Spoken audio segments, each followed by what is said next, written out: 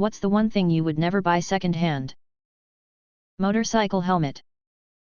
Oh, you guys wouldn't buy used single-use disposable products? Wow. Couches. I know people buy them second-hand often, but I find it's easy to conceal prior spills on certain couches. Most couches are disgusting after a few years of use. A helmet. They can only take one good hit. A couch. I used to work at a pest control company, and the number one thing that brought them in was used furniture, but usually a couch. Those fucks are terrifying. They hide in tiny cracks and crevasses during the day and then come out to feed on you at night. You don't notice until it's too late. You'll start waking up with itchy bites, see little red sprinkles in the seams of your mattress, and eventually see them. One single pregnant female on a throw pillow is all it takes.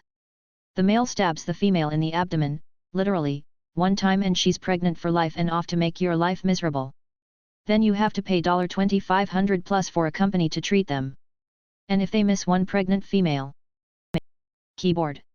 I've disassembled quite a few for cleaning, and they are disgusting. If I have the chance, I'd rather use my own or buy a new one. Detest the thought of using someone else's. Mattress. Prosthetics. No second-hands for me. My local Goodwill sold bathing suits, used bathing suits. Used lingerie too, just the tops. Once my big sister was going to buy both but assumed they were new but given to Goodwill because the person who bought it ended up not liking it or something. She even asked the lady at the desk about it. When we got to the car she found out both were stained, especially the lingerie. You can assume with what. I could never buy either of those used, especially after that. Any ominous glowing pendant or jewelry. I'm not trying to get cursed today. Why are the top comments things people realistically wouldn't even think of buying second-hand? Underwear. Baby carrier or child seat. Only from friends where I can be sure that they are accident-free and clean. Breast pumps. Unless it's a closed system. When mine were small, most were not closed systems, which allows aerosolized breast milk particles to get places you can't clean. FDA does not recommend it. Pacifiers. When I was pregnant, my mother-in-law gave me a plastic baggie of used pacifiers. She had bought them at a garage sale and told me they'd be fine to use if I just boiled them first. No. Hard pass. They went straight in the trash when I got home. What's the most overrated drink? Martinis. They will call anything a martini. If any bar serves 30 types of martinis, that means their customers don't actually like a martini. The cask of Amontillado. It sounds appealing, but you'll probably be walled in for drinking it. Edit * for anyone needing an explanation, link. Slurm. Ipecac. Pangalactic Gargle Blaster. Fight Milk. The first alcoholic dairy-based protein drink for bodyguards. By bodyguards. I drink it every morning so I can fight like a crow. In reality it's a diarrhea drink that made Cerrone and Felder shit and vomit their brains out. And it's not the official drink of the UFC. Removed. Not a huge fan of cum.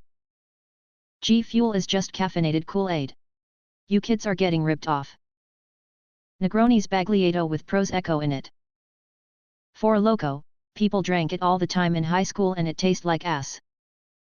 Any drink with Absolute. It doesn't gives the alcohol taste, so people came back to me asking if I did put any in there. I did, and they saw it, and I usually kept the bottle down until I had a breather to put it back up. Some would even ask me to put more in for free because I didn't put any in before. People who know their booze are okay. But barely legal kids having their first drink out and want seem cool? I could put rubbing alcohol and they couldn't tell the difference. Fireball. Rappers are always going on and on about sipping lean, like who the fuck wants to drink too much cough syrup? I've talked with some of my friends who have done it before, and it apparently just puts you to sleep so you don't really even get that high from it. Bud Light. Its popularity is not one of life's great mysteries, it's one of history's great mysteries. What is the worst feeling ever? Being stuck in life. There is no forward progress, and there is no going back. You are just where you are. Kidney stones. The feeling of total helplessness while watching a loved one die. When someone betray your trust when you needed them the most. That feeling that you get right after losing a person/pet that you loved so dearly. It's such a hopeless feeling. Like you're reaching out and crying for someone who just minutes before was there. That's the worst feeling ever. When a loved one passes, knowing you will never physically see or hear them again. That gut-wrenching feeling you get when you realize you fucked up something very badly and you can't fix it anymore. Anhedonia. When doing something you used to enjoy no longer invokes the feelings they once did. Everything I used to enjoy no longer does anything for me. End number X200b. You could chalk this up to depression, but this is a specific feeling that makes me feel empty inside because everything that used to make me smile feels like a chore now. Doom. That diagnosis. That moment when failure is inevitable. The impending breakup. My dad was in a coma for a little over a week before we lost him, and we knew we would be losing him. That's doom, and it's the prelude to grief. I hope none of you experience doom. It's like having all of your agency for change stripped away. It's a true sense of powerlessness, and it's traumatizing. Missing a long-term partner and knowing they don't feel the same way, uneasy face. Not being able to breathe. I recently had an 8-hour asthma attack and it was terrifying. Realizing you just sent an email, company-wide, and not only to the original sender. When I was at work and my wife called to tell me they lost my son and called 911. I work 90 minutes away from. My son is fine and safe, he was hiding in the house, but I've never felt so bad in my life. Acknowledging the death of your most loved one, making your brain understand that they just don't exist anymore, and there's absolutely nothing you can do to change that. You know that feeling when you just wake up and for a second everything seems okay? Yeah, the feeling right after when you remember everything is, in fact, not okay.